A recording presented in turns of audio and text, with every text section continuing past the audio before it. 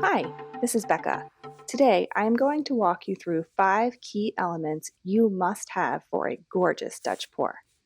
The first of those elements is I recommend that you paint the sides of your canvas. For this painting, I am using a custom background color that consists of some colors that are completely transparent and other colors that are completely opaque, and then other colors still that are somewhere in between.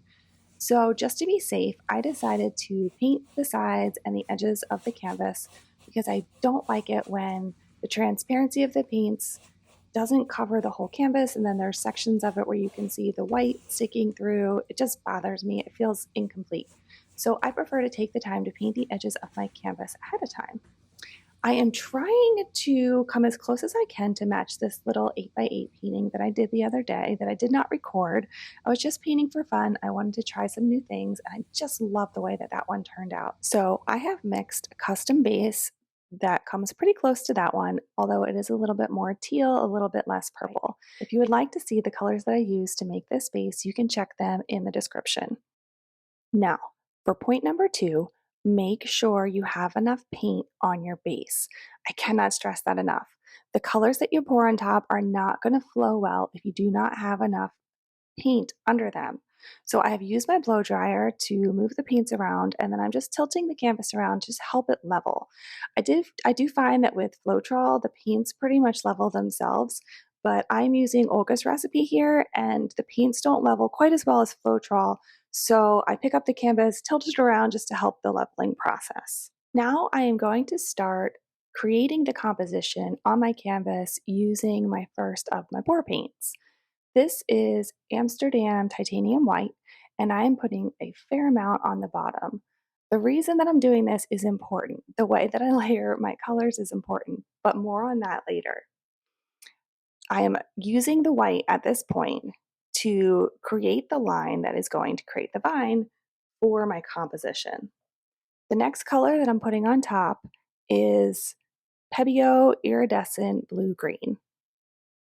And this color is mixed with Group 1 from Olga's recipe. I will list all my colors and the description behind how I mixed it in my description, along with a link to Olga's course if you'd like to take that. But this can be done without her recipe. This is just, I'm trying to show you some of the methods that I use to create a Dutch pour, and you should be able to achieve this with whatever pouring medium you're comfortable with. So that is the Pebeo Iridescent Blue Green, which is so, so pretty and really helps to create cells. And then on top of that, I am adding some Amsterdam Prussian Blue. This has become one of my new favorite colors, especially when it mixes with the white. Oh my goodness. Wait till you see how pretty it is. It is just so calming. I really, really love it. And as you can see, I'm not using a whole variety of colors in this pour. I'm keeping it pretty simple, and I am just going for that simple, classic, beautiful look. Now, the third and arguably most important point in creating a Dutch pour is to blow the paints over the base paint with a quick, confident motion. You don't want to go back and blow and blow and blow again and touch it here and touch it there, move it this way and move it that way. It will get muddy and you will not get these stunning results.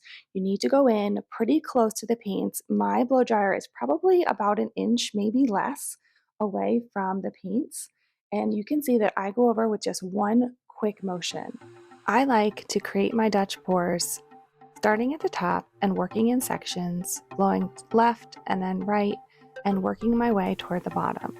You do not have to create a Dutch pour like this. There are many amazing artists who do it in a variety of ways, and that's part of what makes it so fun, is that you can find your own style.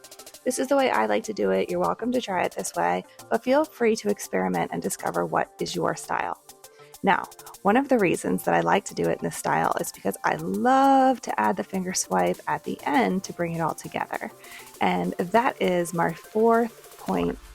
If you are going to finger swipe, you must go with the flow. I cannot stress that enough. Look at the flow of the lines and follow them. It will make your Dutch pour so much more seamless and so much more flow-like. it just has such a beautiful quality to it when you honor the flow of the lines that already exist.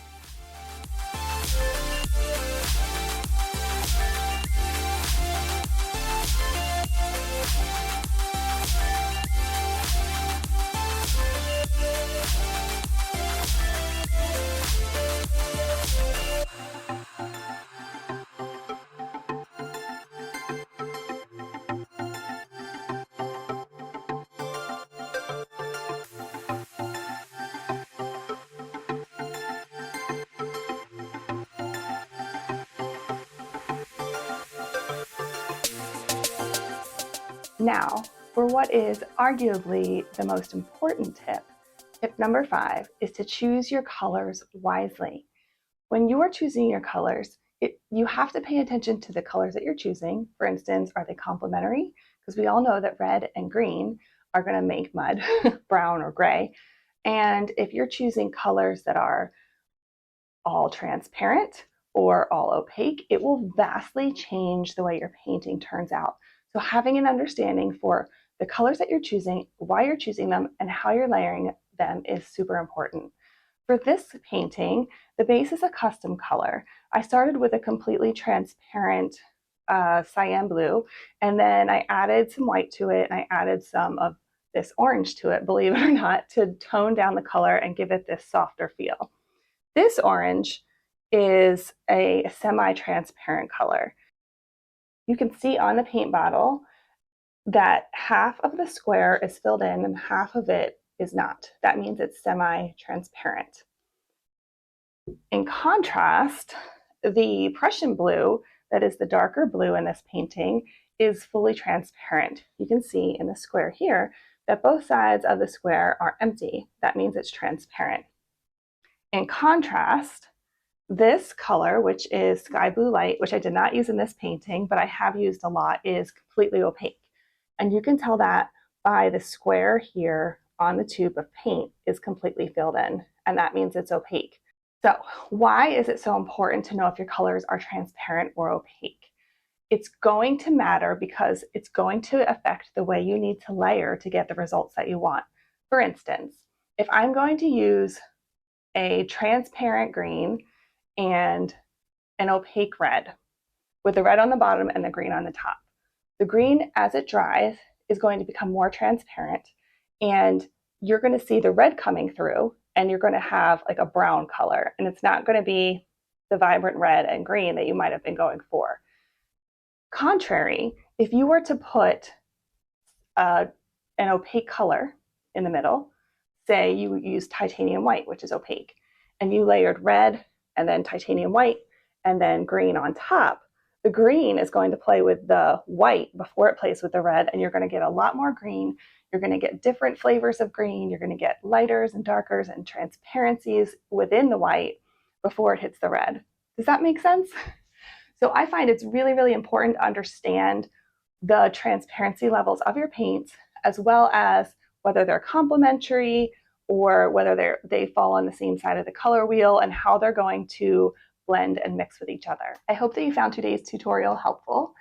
I know that it took me a long time when learning to Dutch pour to really figure out all that has to do with the colors, the different brands of paints, and the way that they interact with each other, and then the way that they interact with the pouring medium. So if you are struggling, please don't give up.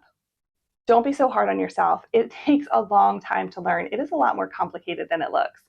But once you finally, the light goes off and you get it, then you get it. And then you have a whole world of possibilities ahead of you to create beautiful, peaceful paintings like this, or to create vibrant and bold and energetic paintings that maybe speak to your heart and the things that are going on in your life.